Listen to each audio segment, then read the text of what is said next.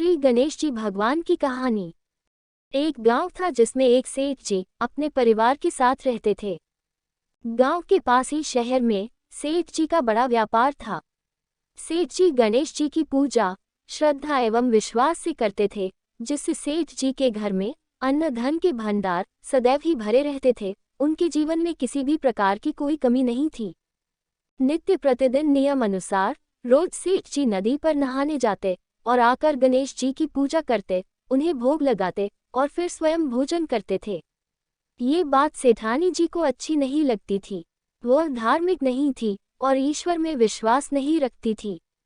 एक बार सेठानी जी ने सोचा कि यह इतना गणेश जी को मानते हैं, गणेश जी की पूजा करते हैं, इससे होता क्या है, मैं भी देखती हूँ कि अब वो कैसे गणेश जी की पूजा करते हैं। अगले दिन जब सेठ जी नदी पर नहाने गए तो सेठानी जी गणेश जी की मूर्ति को उठाकर और उसे कपड़े से ढककर बगीचे की जमीन में दबा देती है।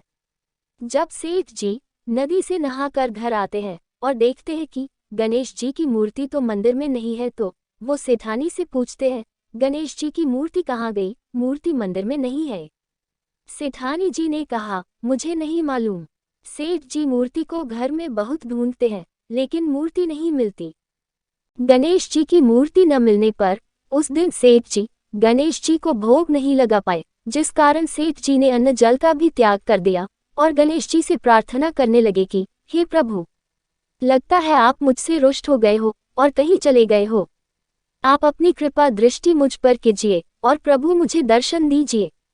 उसके बाद सेठ जी ने मन ही मन प्रण किया कि अब से जब तक आप मुझे मिल नहीं जाते, मुझे दर्शन नहीं दे देते, तब तक मैं अन्न जल का त्याग करता हूँ। उस दिन का पूरा दिन तो ऐसे ही निकल गया। रात होने पर सेठ जी भूखे ही सो जाते हैं। सेठ जी की भक्ति से प्रसन्न होकर गणेश जी भगवान उनके स्वप्न में आते हैं और सपने में गणेश जी एक छोटे से चूहे के साथ खेल रहे होते हैं और चूहे को खाने को लड्डू देते हैं। चूहा लड्डू लेकर बगीचे में जाता है, जमीन को खोदता है और लड्डू वहीं डाल देता है। अचानक से सेठ जी की नींद खुल जाती है। सेठ जी बगीचे में जाते हैं और वहीं खोदते हैं जहां उन्होंने सपने में देखा था, और वहीं से उनको थोड़ी सी जमीन खोदने पर एक कपड़े में लिपटे हुए गणेश जी की मूर्ति मिलती है।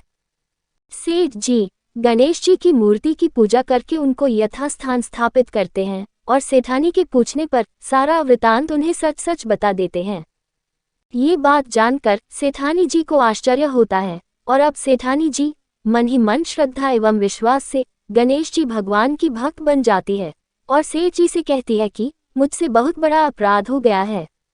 अब हम दोनों पति पत्नी प्रेम सहित गणेश जी भगवान की पूजा आराधना करेंगे एवं उनकी पूजा में कभी कोई कमी नहीं आने देंगे।